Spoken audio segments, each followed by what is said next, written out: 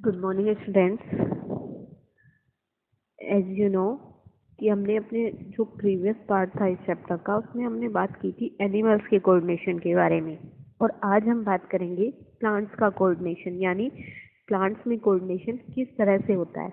पहले तो ये जानना जरूरी है कि कोऑर्डिनेशन का मतलब क्या है। ये हम पहले भी पढ़ चुके हैं। अगर हम एनिमल्स के पर्सपेक्टिव से बात करें तो जब सारे बॉडी ऑर्गन्स एक साथ मिलके या एक दूसरे के साथ कोऑर्डिनेट करके किसी भी स्टिमुलस के लिए रेस्पॉन्स देते हैं तो उसको हम कोऑर्डिनेशन कहते हैं। इसी तरह का कुछ कोऑर्डिनेशन प्लांट्स में भी होता है, यानी जो एनवायरमेंटल स्टिमुलाई हैं, जो एनवायरमेंट की स्टिमुलस होते हैं, जैसे कि टेम्परेचर है, वाटर है, सोइल है, ये सारे जो स्टिमुलस है इनके इनके इनके लिए जो रेस्पॉन्स देते हैं प्लांट, इनकी तरफ को जो रेस्पॉन्ड करते हैं, यानी response to environmental stimuli is known as coordination in plants. Plants में मेनली, वैसे तो प्लांट्स में डिफरेंट टाइप की मूवमेंट्स होती हैं, लेकिन जो मेन मूवमेंट्स हैं वो होती है सिर्फ दो तरह की, जिनको हम डायरेक्शनल मूवमेंट्स भी कहते हैं। जिनमें सबसे पहले हमारी डायरेक्शन, एक होती है हमारी डायरेक्शनल मूवमेंट और एक होती है हमारी non directional movement. Directional movements तो वो होती है, इनको हम टॉपिक मूवमेंट्स भी कहते हैं। ये वो मूवमेंट्स होती हैं जो कि सिर्फ जिस डायरेक्शन से स्टिमुलस मिलता है प्लांट को, उसी डायरेक्शन में उसकी मूवमेंट होती है। और नॉन डायरेक्शनल मूवमेंट की अगर बात करें तो उसमें स्टिमुलस के डायरेक्शन का कोई रोल नहीं होता है। जरूरी नहीं है कि स्टिमुलस जिस डायरेक्शन से आ रहा है, हमारा जो प्लांट है वो उसी डायरेक्शन में रेस्पॉन्ड करेगा, वो उसके अपोजिट डायरेक्शन में भी रेस्पॉन्ड कर सकता है। So here we will talk about directional movements, जिन्हें हम टॉपिक मूवमेंट्स भी कहते हैं। इसमें सबसे पहले, इसमें क्या होता है डायरेक्शनल मूवमेंट्स में, स्टिमुलस जो है हमारा, जो रेस्पॉन्स है हमारा, वो स्टिमुलस की तरफ भी हो सकता है और उससे दूर भी हो सकता है। ये मेनली चार टाइप की होती है, जिसमें सबसे पहले आता है हमारा फोटोट्रोपिज्म। फोटोट्रोपिज्म होता है जब कोई भी ग्रोइंग प्लांट लाइट की तरफ रेस्पॉन्ड करता है, यानी जिस डायरेक्शन से उसकी तरफ लाइट आ रही होती है वो उसी डायरेक्शन की तरफ झुक जाता है। ये होता है फोटोट्रोपिज्म। और ये भी दो तरह का होता है, positive and negative. Positive phototropism तब होता है जब प्लांट जिधर से लाइट आती है उस डायरेक्शन की तरफ झुक जाता है, और नेगेटिव फोटोट्रोपिज्म तब होता है जब वो उसके अपोजिट डायरेक्शन की तरफ बेंड हो जाता है। ठीक है, आगे हम बात करेंगे जियोट्रोपिज्म की। ठीक है, ये जियो वर्ड जो है ये हमारा सोइल से रिलेटेड होता है। तो जो इसमें क्या होता है जियोट्रोपिज्म में, जो प्लांट्स की रूट है मेनली वो जियोट्रोपिज्म शो करती है। कैसे? क्योंकि प्लांट्स की जो रूट्स हैं वो सोइल की तरफ मूवमेंट करती है। जो अर्थ का ग्रेविटेशनल फोर्स जो होता है हमारी अर्थ का, वो उसकी तरफ मूव करती हैं। तो जो रूट्स होती हैं हमारी, वो पॉजिटिव जियोट्रोपिज्म शो करती हैं। और जो हमारा ऊपर वाला पार्ट होता है जिसको हम शूट सिस्टम कहते हैं, ठीक है, मिट्टी से ऊपर वाला पार्ट शूट सिस्टम होता है, नीचे वाला पार्ट हमारा रूट सिस्टम होता है। तो जो हमारा रूट सिस्टम है वो पॉजिटिव जियोट्रोपिज्म शो करता है, जबकि जो शूट सिस्टम है हमारा वो नेगेटिव जियोट्रोपिज्म शो करता है, क्योंकि वो जो शूट सिस्टम है वो ग्रेविटेशनल फोर्स की अपोजिट डायरेक्शन में मूवमेंट करता है। ठीक है, नेक्स्ट हम बात करेंगे हाइड्रोट्रोपिज्म की। एज यू नो कि हाइड्रो वर्ड जो है ये हमारा वाटर से रिलेटेड होता है। तो इसमें क्या होता है कि प्लांट का जो पार्ट वाटर की मतलब जिधर से उसको वाटर का स्टिमुलस मिलता है उसकी तरफ जो मूवमेंट करता है वो हाइड्रोट्रोपिज्म शो करता है। उस प्लांट्स में कौन सा पार्ट हाइड्रोट्रोपिज्म शो करता है, ये हम सबको पता है कि रूट्स होती हैं जो कि सोइल से वाटर को अब्जॉर्ब करके प्लांट के बाकी पार्ट्स तक पहुंचाती हैं। तो इसमें हाइड्रोट्रोपिज्म जो शो करती हैं वो हमारा रूट सिस्टम करता है। ठीक है, and the last one is chemotropism. Chemotropism होता है कि प्लांट का मूवमेंट किसी भी केमिकल की तरफ, कि अगर कहीं पर किसी भी केमिकल का सिक्रीशन हो रहा है, प्लांट के किसी पार्ट से केमिकल का सिक्रीशन हो रहा है, तो उसकी तरफ जो प्लांट की मूवमेंट होगी, इसका सबसे बड़ा एग्जांपल होता है पोलन ट्यूब्स का मूवमेंट। आप आगे पढ़ोगे प्लांट्स के पार्ट में, जो फ्लावर होता है, फ्लावर के अंदर हमारी ओवरी प्रेजेंट होती है।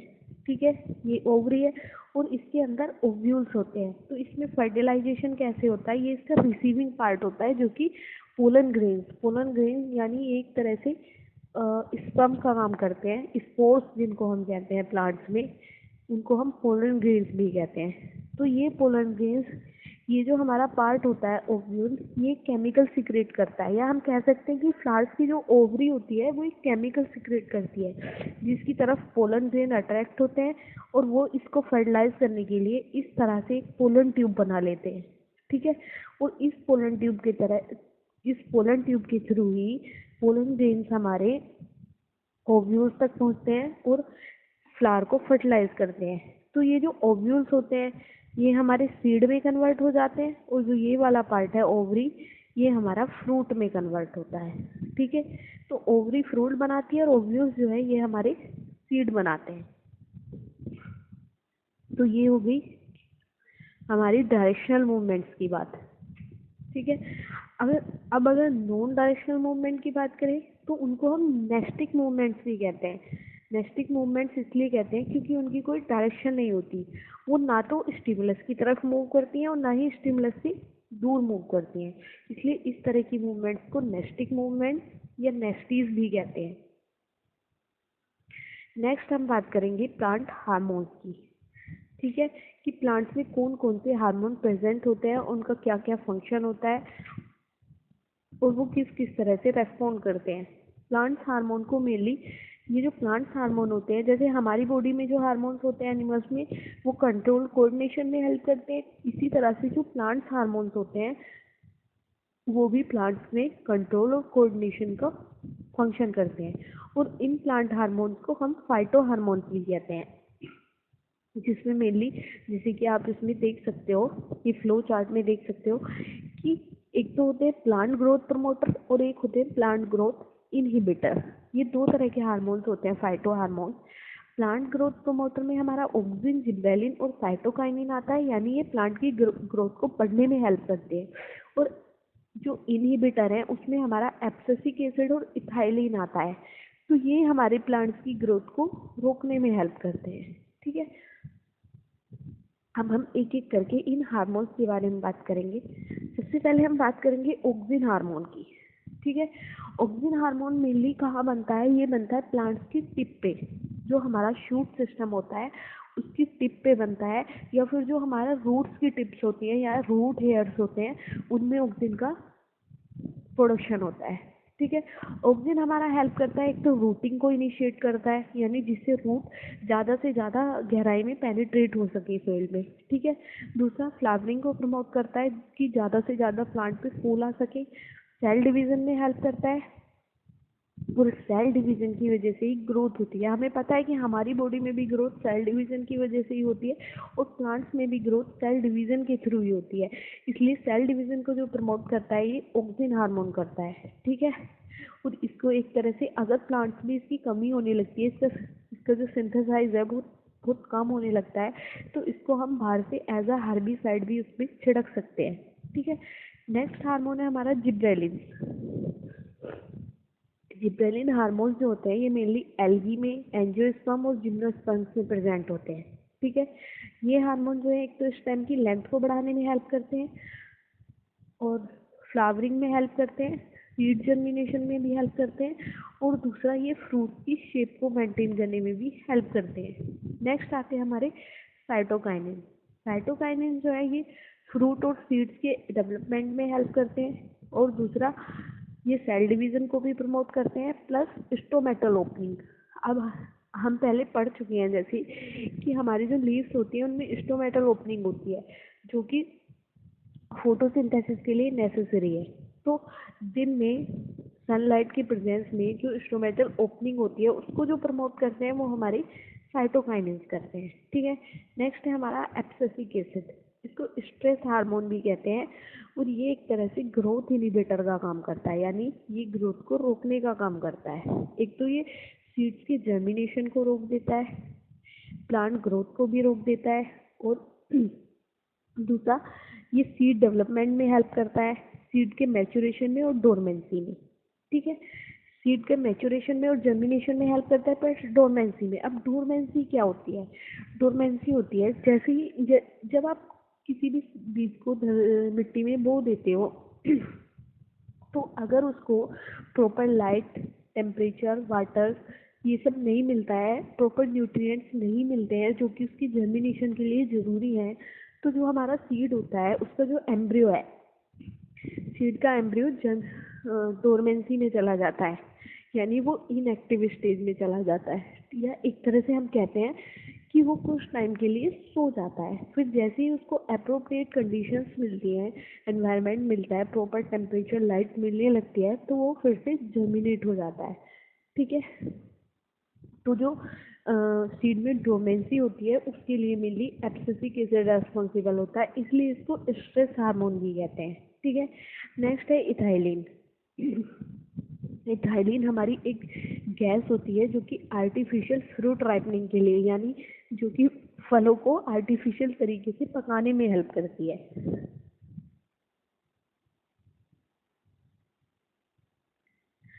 नेक्स्ट हम बात करेंगे हार्मोन्स इन एनिमल्स। अभी हमने प्लांट हार्मोन्स की बात की थी, अभी हम एनिमल हार्मोन्स की बात करेंगे। सबसे पहले तो ये जानना जरूरी है कि हार्मोन्स होते क्या है।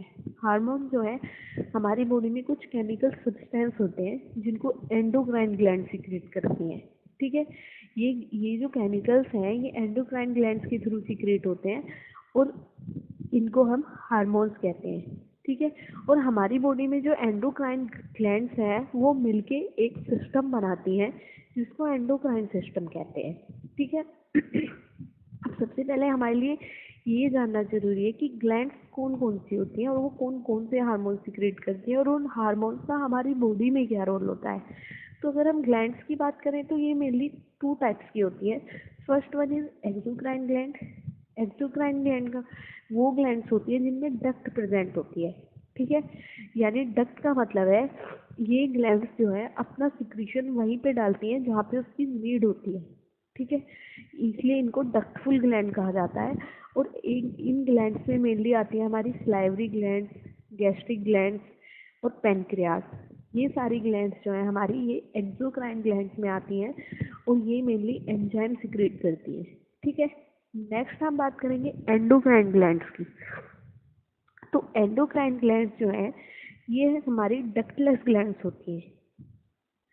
डक्टलेस ग्लैंड्स मतलब इनमें डक्ट प्रेजेंट नहीं होती, इनसे इनका जो भी सिक्रीशन होता है, जो भी केमिकल ये सिक्रेट करती है उसको हमारे ब्लड में डाल देती हैं और ब्लड उसको उसकी साइट तक पहुंचाता है, यानी जहाँ पे उसकी ज़रूरत होती है, जहाँ पे उसकी रिसेप्टर साइट होती है, ब्लड उन हार्मोन्स को उस जगह पे पहुंचा के आता है, उन केमिकल्स को।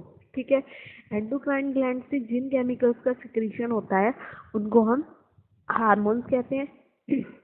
एंडोक्राइन ग्लैंड में हमारी पैंक्रियाज आती है, लीवर आता है, थाइमस आता है, और भी बहुत सारी ग्लैंड हैं जिनके बारे में हम आगे पढ़ेंगे। अब आप देख रहे हैं कि यहाँ पे पैंक्रियाज को एक्सोक्राइन ग्लैंड में भी इंक्लूड किया गया है और एंडोक्राइन ग्लैंड में भी। यस, क्योंकि ये एक तरह की मिक्स ग्लैंड होती है। मिक्स ग्लैंड से मतलब है कि पैंक्रियाज जो है ये हार्मोन्स भी सिक्रेट करती है और एंजाइम्स भी सिक्रेट करती है। एंजाइम्स जो कि हमारे डाइजेशन में हेल्प करते हैं, प्लस हार्मोन्स जो कि हमारी बॉडी के कोऑर्डिनेशन में हेल्प करते हैं, इसलिए इसको मिक्स ग्लैंड या फिर हेट्रोक्राइन ग्लैंड भी कहा जाता है। ओके, अब हम बात करेंगे कि एक्सोक्राइन ग्लैंड्स में और एंडोक्राइन ग्लैंड्स में डिफरेंस क्या होता है। सबसे पहले एक्सोक्राइन की बात करें तो ये एंडोक्राइन सिस्टम का पार्ट नहीं होता है। ठीक है, और एंडोक्राइन ग्लैंड्स डक्टलेस होती हैं, हमारी एक्सोक्राइन ग्लैंड जो है ये डक्टफुल होती है। एक्सोक्राइन ग्लैंड जो है अपना सिक्रीशन डक्ट के थ्रू उस जगह पे डालती हैं जहाँ उसकी ज़रूरत होती है, जबकि जो एंडोक्राइन ग्लैंड्स हैं वो अपने ही हार्मोन्स जो हैं उनको ब्लड में डालती हैं, फिर जो है ब्लड जो है उसको टारगेट सेल तक पहुँचाता है। ठीक है, एक्सोक्राइन ग्लैंड्स का एग्जांपल है sweat gland and salivary gland, और एंडोक्राइन का एग्जांपल है थायराइड ग्लैंड, पेनक्रियाज, लीवर। ठीक है, अब हम वन बाय वन बात करेंगे एंडोक्राइन ग्लैंड्स के बारे में। ये आप इस पिक्चर में देख सकते हो कि इसमें हमारी बॉडी की सारी जो जितनी भी एंडोक्राइन ग्लैंड्स होती है उनको शो किया गया है, ठीक है। Hypothalamus, pineal gland, pituitary gland, thyroid gland, thymus gland, liver, pancreas, adrenal gland, ovaries, placenta, uterus, ठीक है। अब हम सबसे पहले बात करेंगे थायराइड ग्लैंड की। थायराइड ग्लैंड जो है हमारी नेक में प्रेजेंट होती है, और ये जो हमारी ट्रैकिया है, जो वाइन पाइप होता है, उसके दोनों तरफ प्रेजेंट होती है, ठीक है। और ये मेनली दो हार्मोन सिक्रेट करती है, टेट्राआयोडोथायरोक्सिन और ट्राईआयोडोथायरोक्सिन, और इन दोनों हार्मोन्स को T3 या T4 भी कहते हैं। और अगर इनकी कॉम्बिनेशन की बात करें तो इन दोनों हार्मोन्स को मिला के हम थायरोक्सिन हार्मोन भी कह देते हैं। ये थायरोक्सिन हार्मोन हमारी बॉडी में बनता कैसे है? थायराइड ग्लैंड जो है इसका प्रोडक्शन करती है, लेकिन इसकी प्रोडक्शन के लिए हमारी बॉडी को आयोडीन की ज़रूरत होती है, ठीक है। और ये थायरोक्सिन हार्मोन जो है ये बनता आयोडीन से है, और इसका काम क्या होता है? ये हमारी बॉडी का जो मेटाबॉलिक रेट है उसको इंक्रीज करता है, ठीक है। हमारी जो बॉडी के टिश्यूज होते हैं उनकी फिजिकल और मेंटल डेवलपमेंट, उनको भी ये प्रमोट करता है, ठीक है। और अगर हमारी थाइमस ग्लैंड प्रॉपर वर्क नहीं करती है आयोडीन की कमी की वजह से, कभी कभी क्या होता है इसकी डिसफंक्शनिंग हो जाती है। तो इसमें दो कंडीशन प्रेजेंट हो जाती है। फर्स्ट होती है हाइपोथायरॉयडिज्म, फर्स्ट होती है हाइपो, एक कंडीशन होती है हाइपर। एक होती है हाइपो, एक होती है हाइपर। हाइपो का मीन होता है किसी भी चीज़ की कमी होना, और हाइपर का मीन होता है किसी भी चीज़ की का एक्सेसिव अमाउंट में आना, किसी भी चीज़ की अधिकता होना। जैसे ये नॉर्मल लैंग्वेज में हम वर्ड यूज़ भी करते हैं, why are you getting hyper, मतलब आप इतना गुस्सा क्यों हो रहे हो। जब भी किसी को गुस्सा आता है तो हम यही बोलते हैं कि वो बहुत ज़्यादा हाइपर हो रहा है, मीन टू से कि उसका बीपी बढ़ रहा है, उसका टेम्परेचर बढ़ रहा है, ठीक है। तो यहाँ पे हाइपो और हाइपर दो कंडीशन होती है। हाइपोथायरॉयडिज्म तब होता है जब हमारी बॉडी में थायरोक्सिन हार्मोन कम बनने लगता है, और ये हार्मोन कम तब बनता है जब हमारी बॉडी में आयोडीन की कमी हो जाती है। तो इसकी वजह से जो हमारी थायराइड ग्लैंड है वो बाहर की तरफ को फूल जाती है, जिसको हम गोइटर या घेंगा रोग भी कहते हैं, ठीक है। अब अगर इसकी अधिकता हो जाती है, थायरोक्सिन हार्मोन बहुत ज़्यादा बनने लगता है बॉडी में, तो इसकी वजह से एक डिजीज़ हो जाती है जिससे हमारा मेटाबॉलिक रेट बहुत ज़्यादा बढ़ जाता है, और आँखें जो है वो गड्ढे में जाने लगती हैं, ठीक है। तो ये इसकी कमी से मेनली दो बीमारियाँ होती हैं। नेक्स्ट हम बात करेंगे पिट्यूटरी ग्लैंड की। पिट्यूटरी ग्लैंड जिसको हम मास्टर ग्लैंड भी कहते हैं, क्योंकि ये बाकी सारी जितनी भी ग्लैंड्स हैं उनके सिक्रेशन को कंट्रोल करती है, और ये हमारे ब्रेन के जस्ट नीचे प्रेजेंट होती है और हाइपोथैलेमस से अटैच होती है, ठीक है। ये इसके मेनली हार्मोन्स हैं growth hormone, thyroid stimulating hormone, follicle stimulating hormone, luteinizing hormone, adrenocorticotropic hormone, vasopressin and oxytocin hormone. और जो ये वैसोप्रेसिन होता है इसको हम एंटी डायूरेटिक हार्मोन भी कहते हैं, ठीक है। सबसे पहले ग्रोथ हार्मोन की बात करें तो इसका काम होता है जो हमारी बोन्स होती हैं लिम्फ की, उनकी ग्रोथ को बढ़ाना, ठीक है। अब नेक्स्ट है थायराइड स्टिमुलेटिंग हार्मोन। इसका काम होता है थायराइड हार्मोन के सिक्रेशन को कंट्रोल करना, कि हमारी बॉडी में थायराइड हार्मोन कितना सिक्रेट होना चाहिए, कितना नहीं होना चाहिए। नेक्स्ट है फोलिकल स्टिमुलेटिंग हार्मोन। ये फीमेल्स में ओव्यूलेशन के लिए रेस्पॉन्सिबल होता है, यानी जब ओवरी जो है एग रिलीज करती है उसके लिए ये रेस्पॉन्सिबल होता है। नेक्स्ट है ल्यूटिनाइजिंग हार्मोन, जिसको हम LH हार्मोन भी कहते हैं। ये जब बेबी बर्थ होता है फीमेल्स में, जब डिलीवरी होती है, ये उस टाइम पे यूट्रस की मसल्स को कॉन्ट्रैक्ट और रिलैक्स करने में हेल्प करता है। प्लस ये जो मेमरी ग्लैंड्स हैं उनसे मिल्क की इजेक्शन, जो मिल्क का इजेक्शन होता है उसको भी प्रमोट करता है। नेक्स्ट है हमारा एडिनो कोर्टिकोट्रोपिक हार्मोन। ये एडिनल ग्लैंड से जितने भी हार्मोन्स निकलते हैं उनकी सिक्रीशन को कंट्रोल करता है, ठीक है। नेक्स्ट है वैसोप्रेसिन, जिसको हम एंटी डायूरेटिक हार्मोन भी कहते हैं। ये हमारे ब्लड प्रेशर को कंट्रोल करता है। और दूसरा है ऑक्सीटोसिन हार्मोन। ऑक्सीटोसिन हार्मोन जो है ये यूरिन का जो सिक्रीशन होता है हमारी बॉडी में उसको कम करता है, और जो वाटर का रीअब्जॉर्प्शन है उसको बढ़ाता है। ठीक है। अब इन हार्मोन्स की कमी से कुछ डिजीज भी हमारी बॉडी में हो जाती है, जैसे कि ड्वार्फिज्म। सबसे पहले हम बात करेंगे जाइगेंटिज्म की। जाइगेंटिज्म कब होता है? जब ग्रोथ हार्मोन बॉडी में बहुत ज़्यादा सिक्रीट होने लगता है, उसकी नॉर्मल अमाउंट से ज़्यादा बढ़ जाता है। तो उस टाइम पे क्या होता है, जो हमारी बोन्स हैं उनका नॉर्मल इलोंगेशन हो जाता है, यानी हमारी कोई एक हाथ की बोन ज़्यादा बढ़ जाती है, एक हाथ की बोन कम रह जाती है, हमारी नोज की बोन बढ़ जाती है, यानी हमारे जो बॉडी ऑर्गन्स हैं उनकी ग्रोथ इम्प्रॉपर हो जाती है। इस कंडीशन को जाइगेंटिज्म कहते हैं। नेक्स्ट है ड्वार्फिज्म। ड्वार्फिज्म किस वजह से होता है? ये ग्रोथ हार्मोन की हाइपोसिक्रीशन की वजह से होता है, यानी जब ग्रोथ हार्मोन जो है हमारा बहुत कम अमाउंट में सिक्रेट होता है, हमारी बॉडी में जितनी ज़रूरत है उससे कम अमाउंट में सिक्रेट होता है, तो उससे क्या होता है कि पर्सन की हाइट कम रह जाती है, और इस कंडीशन को जाइगेंटिज्म कहते हैं। नेक्स्ट है डायबिटीज इंसिपिडस।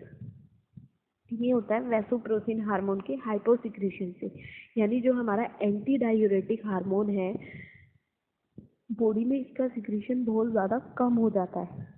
ठीक है। जिसकी वजह से क्या होता है, हमारा जो रीनल पार्ट है, किडनी का जो रीनल पार्ट है, वो वाटर का रीएब्जॉर्प्शन बहुत कम कर पाता है। तो अगर वाटर का, जैसे कि हमने एक्सक्रीटरी सिस्टम में भी पढ़ा है कि हमारा जो रीनल पार्ट होता है, रीनल ट्यूब्यूल्स जो होते हैं उनमें जितने भी मिनरल्स होते हैं, आयंस होते हैं, उनका वापस से रीएब्जॉर्प्शन हो जाता है। या फिर जो वाटर है, वाटर की अमाउंट अगर ज़्यादा एक्सक्रीट हो रही है तो उसका रीएब्जॉर्प्शन हो जाता है, जिससे कि बॉडी में हमारी में वाटर की या उन मिनरल्स की कमी ना रहे। ठीक है। तो अब जब ये एंटी डायूरेटिक हार्मोन कम बनने लगता है तो वाटर का रीएब्जॉर्प्शन भी कम होने लगता है, जिससे कि यूरिन के थ्रू बहुत ज़्यादा वाटर बॉडी से लॉस होने लगता है। ठीक है। और इस कंडीशन में क्या होता है, हमारी बॉडी से साल्ट, हमारी बॉडी में मेनली साल्ट की कमी हो जाती है, बहुत ज़्यादा कमी हो जाती है। अब नेक्स्ट हम बात करेंगे पैराथायरॉयड ग्लैंड की। ठीक है। पैराथायरॉयड ग्लैंड जो है ये बिल्कुल मटर के दाने जितनी होती है, और ये थायरॉयड ग्लैंड की बिल्कुल क्लोज होती है। ठीक है। और इससे एक हार्मोन निकलता है जिसको पैराथार्मोन कहते हैं। ये पैराथार्मोन जो है हमारे ब्लड में कैल्शियम की कंसंट्रेशन को बढ़ाता है, हमारा जो ब्लड प्लाज्मा है, जिससे जो क्लोटिंग है वो आसानी से हो सके। ठीक है। और जब कभी इसकी कमी हो जाती है, पैराथार्मोन की कमी हो जाती है, तो हमारी बॉडी से बहुत ज़्यादा कैल्शियम एलिमिनेट होने लगता है। ये हार्मोन मेनली, एक तो यूरिन में कैल्शियम का एक्सक्रीशन ज़्यादा ना हो, मतलब यूरिन के साथ हमारी बॉडी से कैल्शियम ज़्यादा ना निकले, उसको कम करता है। और प्लस हमारी बॉडी में जो फॉस्फेट बनता है वो बॉडी से बाहर निकल जाए ज़्यादा से ज़्यादा अमाउंट में, उन सबको जो कंट्रोल करता है ये हार्मोन कंट्रोल करता है। ठीक है। अब जब ये हार्मोन कभी कभी बहुत कम हो जाता है हमारी बॉडी में, इसका सिक्रीशन कम होने लगता है, तो इसकी वजह से एक बीमारी हो जाती है जिसको टिटेनी कहते हैं। टिटेनी में क्या होता है कि हमारी बॉडी में कैल्शियम आयन की कंसंट्रेशन कम हो जाती है, प्लाज्मा के अंदर जो कैल्शियम आयन है वो कम हो जाता है, जिसकी वजह से जो हमारी वेन्स होती है वो ब्लड प्लाज्मा को मेंटेन नहीं कर पाती। टिटेनी को हम नॉर्मल लैंग्वेज में नस पे नस चढ़ना भी कहते हैं, तो इससे वो बीमारी हो जाती है। ठीक है। नेक्स्ट है हमारी पीनियल ग्लैंड। पीनियल ग्लैंड जो है इसको हम बॉडी की बायोलॉजिकल क्लॉक भी कहते हैं। बायोलॉजिकल क्लॉक क्यों कहते हैं? क्योंकि ये हमारी बॉडी के शेड्यूल को मेंटेन करती है। जैसे कि आप अगर 1 वीक तक एक ही शेड्यूल को फॉलो करते हैं, जैसे कि सुबह 5 बजे उठते हैं, रात में 8 बजे सो जाते हैं। ठीक है। सुबह 10 बजे आपका ब्रेकफास्ट का टाइम है, दोपहर 1 बजे आपका लंच टाइम है, और रात को 7 बजे आपका डिनर टाइम है। तो अगर आपका ये टाइम टेबल बिल्कुल एक्यूरेट है और आप इसी टाइम टेबल को फॉलो करते रहते हैं, तो हमारी जो बॉडी की बायोलॉजिकल क्लॉक है, जो पीनियल ग्लैंड है, वो उसी के अकॉर्डिंग सेट हो जाती है। यानी अगर आप 5 बजे उठते हैं तो नेचुरली आपकी आंख जो है वो 5 बजे खुलने लगती है, रात में आपको 8 बजे नींद आने लगती है, अगर आप सेम शेड्यूल को फॉलो करते हैं। तो इसलिए हमें इसको हमारी बॉडी की बायोलॉजिकल क्लॉक कहा गया है। दूसरा, ये हमारी बॉडी में मेलाटोनिन हार्मोन सीक्रेट करती है। मेलाटोनिन हार्मोन जो है, एक तो ये हमारे मूड्स को स्लीपिंग को और जो सेक्सुअल साइकिल होती है उसको कंट्रोल करता है, यानी मूड स्विंग जो होता है कभी कभी वो मेलाटोनिन हार्मोन के हाइपो या हाइपर सिक्रीशन की वजह से होता है। ठीक है। दूसरा जो मेलाटोनिन हार्मोन है ये हमारी बॉडी के कॉम्प्लेक्शन को भी मेंटेन करता है। जिन लोगों में मेलाटोनिन का सिक्रीशन ज़्यादा होता है उनमें उनका कॉम्प्लेक्शन डार्क होता है, और जिन लोगों में मेलाटोनिन का सिक्रीशन कम होता है उनका कॉम्प्लेक्शन थोड़ा लाइट होता है। ठीक है। नेक्स्ट हम बात करेंगे एड्रिनल ग्लैंड की। एड्रिनल ग्लैंड जो है ये किडनी के ऊपर प्रेजेंट होती है और ये ट्रायंगल शेप में होती है इस तरह से। ठीक है। इसके दो पार्ट होते हैं, इस तरह से होती है ये। इसके दो पार्ट होते हैं, ये होता है कोर्टेक्स, ये वाला पार्ट। ठीक है। और ये होता है हमारा मेड्यूला। और इन दोनों ही पार्ट से, कोर्टेक्स से और मेड्यूला से, दोनों से अलग अलग हार्मोन्स का सिक्रीशन होता है। ठीक है। अगर हम कोर्टेक्स को देखें तो कोर्टेक्स सिक्रेट करता है कोर्टिसोल हार्मोन, एल्डोस्टेरोन हार्मोन और एंड्रोजन हार्मोन। ठीक है। जो कि हमारे सेक्सुअल कैरेक्टर्स को मेंटेन करते हैं। नेक्स्ट है मेड्यूला।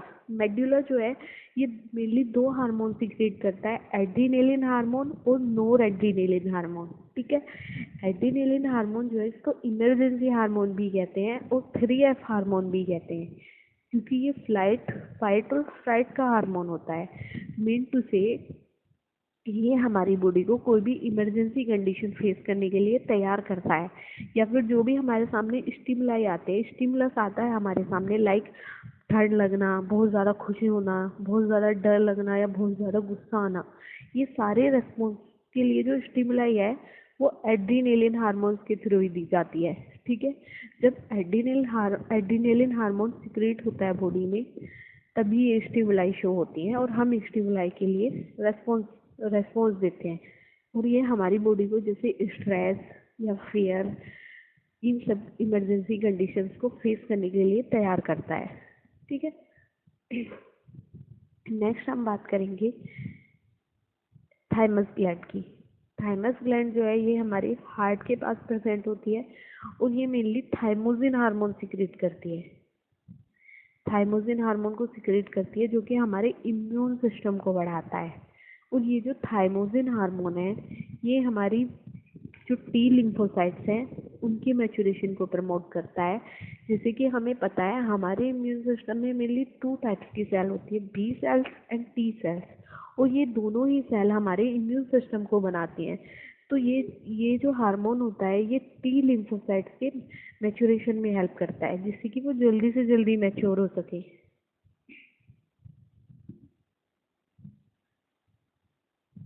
नेक्स्ट हम बात करेंगे पेनक्रियाज की। पेनक्रियाज को जैसे कि हमें पता है इसको मिक्स ग्लैंड या हेट्रोक्राइन ग्लैंड भी कहते हैं। ठीक है। क्योंकि ये हार्मोन्स भी सिक्रेट करती है और एंजाइम्स भी सिक्रेट करती है। इसका जो एंडोक्राइन पार्ट है वो होते हैं, इसमें मेनली 3 टाइप की सेल्स होती हैं जिनको हम एंडोक्राइन सेल्स भी कहते हैं, अल्फा, बीटा और गामा। ठीक है। Alpha, beta, gamma. जो अल्फा सेल होती है वो ग्लूकागोन हार्मोन सिक्रेट करती है, beta cell insulin hormone secrete करती है और gamma cell somatostatin hormone secrete करती है। ठीक है। इसमें जो मेन हार्मोन होते हैं पेनक्रियाज के वो होते हैं इंसुलिन एंड ग्लूकागोन हार्मोन, क्योंकि ये दोनों हार्मोन, पैनक्रियाटिक हार्मोन ये जो है ये इसलिए इम्पोर्टेंट है क्योंकि ये हमारी बॉडी में शुगर वगैरह को कंट्रोल करते हैं, शुगर लेवल को कंट्रोल करते हैं। ठीक है। अगर हम हाइपो सिक्रीशन और हाइपर सिक्रीशन की बात करें तो इसमें क्या होता है, जब भी हमारी बॉडी में इंसुलिन बहुत ज़्यादा बनने लगता है यानी इंसुलिन का हाइपर सिक्रीशन होता है। ठीक है। जब इंसुलिन ज़्यादा बढ़ता है हमारी बॉडी में तो उससे क्या होता है, हमारा जो शुगर लेवल है वो बढ़ जाता है। ठीक है। क्योंकि ये जो इंसुलिन है ये शुगर के लेवल को मेंटेन करता है हमारी बॉडी में, तो उससे क्या होता है, हमें डायबिटीज़ मेलिटस हो जाता है। यहाँ पे हम हाइपर सिक्रीशन की बात कर रहे हैं। तो जब इंसुलिन बॉडी में बहुत ज़्यादा बढ़ने लगता है तो उससे क्या है, हमारे ब्लड में ग्लूकोज की कमी हो जाती है। ठीक है, हमें भूख बहुत ज़्यादा लगने लगती है और प्लस पसीना आने लगता है, क्योंकि हमारी बॉडी से ग्लूकोज जो है वो लॉस हो जाता है, ग्लूकोज का बहुत ज़्यादा एक्सक्रीशन हो जाता है। ये तो कंडीशन होती है हाइपर में, ठीक है।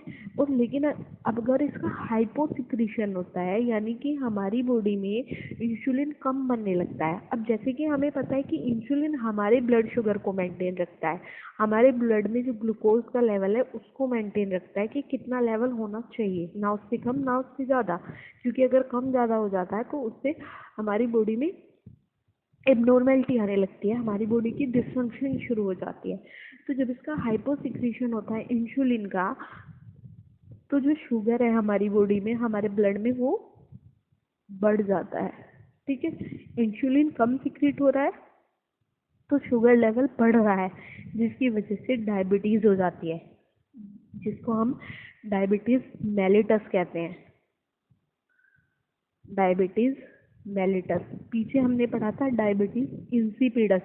वो होता है सोडियम, जो हमारे ब्लड में सोडियम का लेवल कम या ज़्यादा होने की वजह से, और ये होता है हमारी बॉडी में शुगर का लेवल ज़्यादा होने से, ठीक है, क्योंकि इंसुलिन हार्मोन है जो कि हमारे ब्लड में शुगर को रेगुलेट करता है। अब लास्ट हम बात करेंगे गोनेट्स की। गोनेट्स जो कि मेल्स में टेस्टिस होती हैं और फीमेल्स में ओवरीज होती हैं, और ये दोनों ही, ये जो गोनेट्स होते हैं ये सेक्स हार्मोन सिक्रेट करते हैं। अब अगर हम फीमेल गोनेट्स की बात करें तो उसमें एक पेयर ओवरी होती है जो कि मेनली दो हार्मोन सिक्रेट करती है, प्रोजेस्टेरोन एंड एस्ट्रोजन। एस्ट्रोजन क्या करता है, ये एक तो फीमेल के सेक्सुअल कैरेक्टर को मेंटेन करता है, यानी जो सेकेंडरी सेक्सुअल कैरेक्टर होते हैं, जैसे कि प्यूबर्टी आना, प्यूबर्टी के टाइम पे ब्रेस्ट साइज इंक्रीज होना, मेंस्ट्रुअल साइकिल शुरू होना, ये सारे जो कैरेक्टर्स हैं इनको एस्ट्रोजन हार्मोन कंट्रोल करता है।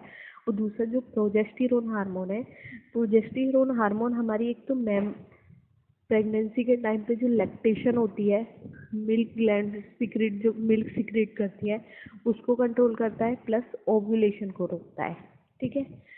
अब हम बात करेंगे मेल गोनेट्स की। मेल गोनेट्स में एक पेयर टेस्टिस होती है जो कि टेस्टोस्टेरोन हार्मोन सिक्रेट करती है, और ये जितने भी मेल्स में सेकेंडरी सेक्सुअल कैरेक्टर होते हैं, जैसे कि प्यूबर्टी आने पे, एडोलसेंस स्टेज में लड़कों में जो बियर्ड और मस्टैचेस आने लगती हैं, बॉडी पे हेयर ग्रोथ बढ़ने लगती है, उनकी आवाज़ भारी होने लगती है, ये सारे जो कैरेक्टर्स मेंटेन करता है वो हमारा टेस्टोस्टेरोन हार्मोन मेंटेन करता है, ठीक है। तो ये था हमारा चैप्टर जो कि यहाँ पे ख़त्म होता है।